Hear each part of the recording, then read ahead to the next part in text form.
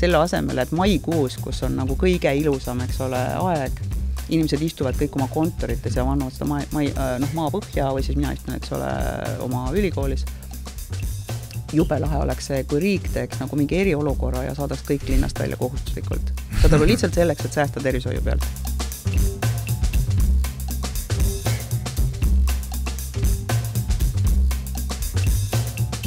Selle asemel, et maikuus, kus on nagu kõige ilusam, eks ole, aeg, inimesed istuvad kõik oma kontorites ja vannuvad seda maapõhja või siis mina istun, eks ole, oma ülikoolis. Jube lahe oleks see, kui riik teeks nagu mingi eriolukorra ja saadaks kõik linnast välja kohustuslikult. Seda oli lihtsalt selleks, et säästa tervishoiu pealt. Seda oli kuu aega.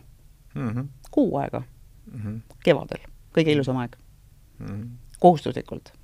Kui me teeksime sellise plaani, oleks ju meelest nagu mega. Ja minu meelest me oleksime esirinnas, sest kindlasti mingil hetkel avastavad kõik riigid, et nad ei saa endale lihtsalt lubada enam seda haigete inimeste hulka, keda kogu aeg tuleb peale. Et me käitume nagu inimesed oleks mingid masinad, seda aru, et et küll me kunagi need mutrid ära vahetame. Aga neid mutreid paraku, perfektseid mutreid sa ikkagi ei saa, eks ole, kui sa neid pärast hakkad nagu lihtsalt nagu nii-öelda haigusi hakkad ravima, et selle asemel, et neid ennetada. Ja see oleks nii lihtne, seda aru, eriti meie kliimavööndis, kus me elame üle selle pimeda talve, kõigil on metsikut selle pimedusest ja ületöötamisest on mingisugune väsimus, kui kõik kogu see pagana meid ümbritsev organism hakkab suure lauluga uuesti õide puhkema, eks ole, et miks me ei võiks saata inimesi sellele asjale reageerima, sinna, kus see reaktsioon on võimalik, ehk siis loodusesse. Et siis enne suve ennast nagu valmis panna suveks? Siis oleks juba loogiline, et võib-olla jääkski sinna ja tuleks tagasi siis, kui on mõtet uuesti tööle hakata. Ei, aga saad sa aru, see on tegelikult suurema otsuse küsimus, eks ole, et mis on prioriteedid, eks. Kui prioriteet on majanduskasv hoolimata millestki, siis ei ole see minu idee ju, see pole mitte lihtsalt naeruväärne, vaid ta on nagu suisa nagu tagurlik.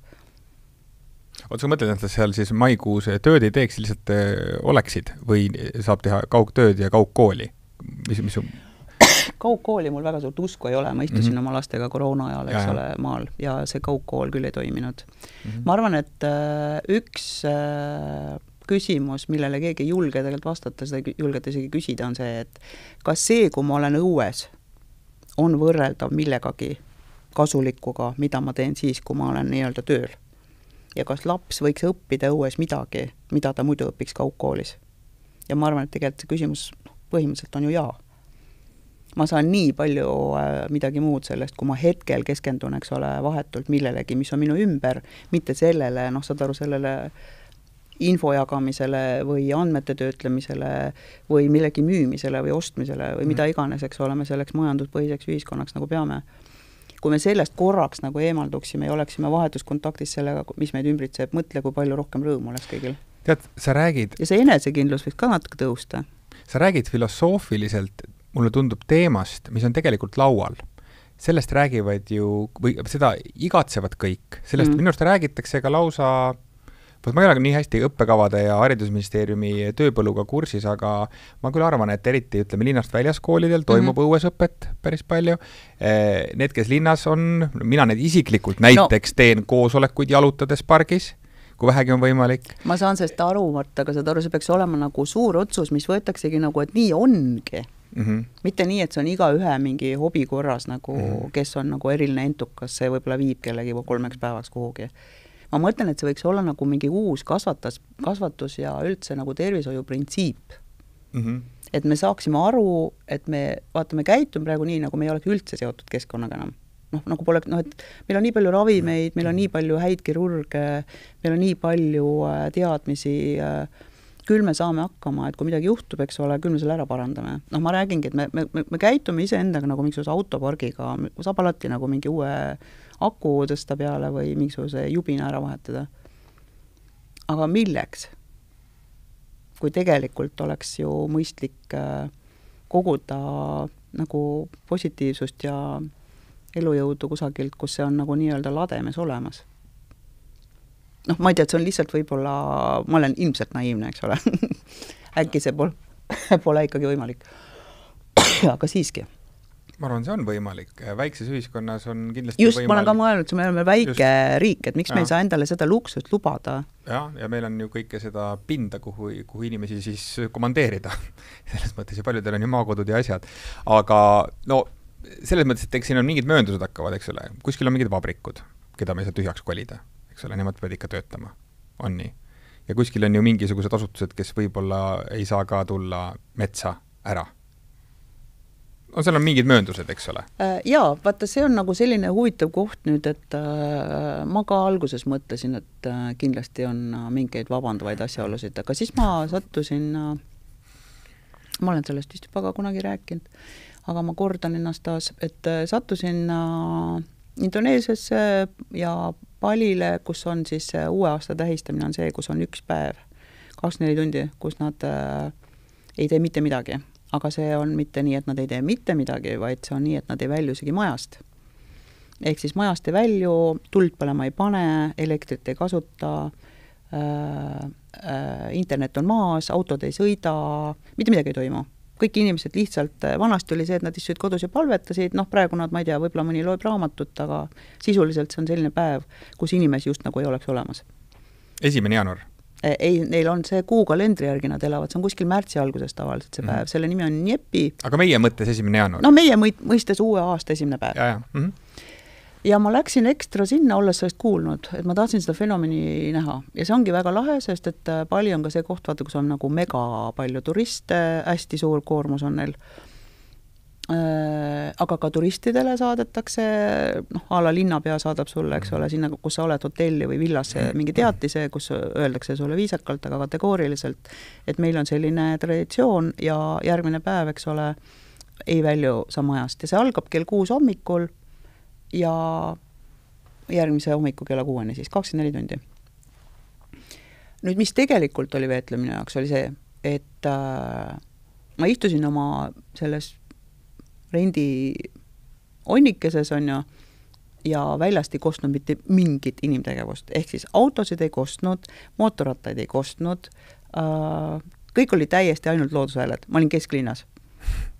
See oli nii võluv, et see maailm, saad aru, mis mind ümbritses, oli äkitselt ilma selle mürata, mida me ise kogu aeg tekitame, või meist lähtuvalt siis tekitatud hääled. Neid meie hääle ei olnud, olid nagu mingid muud hääled, kes eksisteerivad meie kõrval, aga võib-olla mitte nii valjult tavaliselt. Ja siis ma hakkasin selle peale mõtlema, et kui nemad saavad sellega hakkama, neil on muidugi, eks ole, religioossed põhjendused, see ongi, eks ole, seotud nende kalendriga ja nende uskumustega, aga ikkagi, et minu meelest isegi lennujaam neil ei tööta. Neil on nii, et lennukid ka ei välju sel päeval. Et ongi, kui on vaikus, siis on vaikus ja punkt. Et kui see on ainult kokkuleppe küsimus, on ju. Et kui nemad saavad sellist asja endale lubada, et milles me süüdi oleme, et me ei suuda milleski mõistlikus kokku leppida, mis tegelikult tooks kõigile kasu? Ma arvan, et isegi suudaks. Ma ei tea, ma olen vist ka optimist või roosade prillidega. Ma arvan, et suudaks. No vot, seda me istume siin, on ju. Mis meist saab? No täpselt, et praegu sa rääkisid üldse ühest päevast. No, kuule, ma rääkisin ühest päevast, aga kuskilt see algab, vaata, et ei, aru saada. Kuidas veenda inimesi, et on olemas mingisugused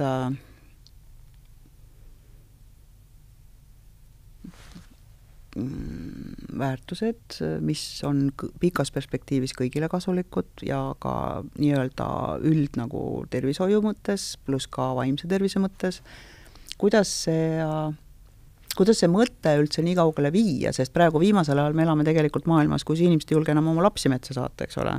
Putukad on ju, kohutavad putukad, igav, eks, metsa minekuks peavad olema alati, keegi peab korraldama seal mingisuguse selle kas paintballi mängu või mingisuguse digitaalsete mingite masinatega puude vahel ringi jooksmise, üksteise otsimise, kuigi võiks täitsa vabalt seda teha ka lihtsalt kuulmise ja nägemise printsiibil, aga peab olema digitaalne luuramine.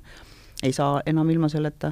Et ma mõtlen, et kus see nagu mõistlikkuse piir on, et vaata, millele ma viitan sellele, meil on kohutav kliima ja keskkonnaväärtuste kriis niikuinii.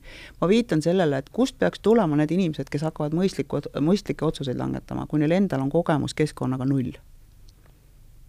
et me praegu kannatame mõnes mõttes selle käes, seda aru, kuidas see asi on vaikselt nihkunud, eks ole. Me kannatame selle käes, et see võõrdumine on kestnud juba mõne aja, ütleme.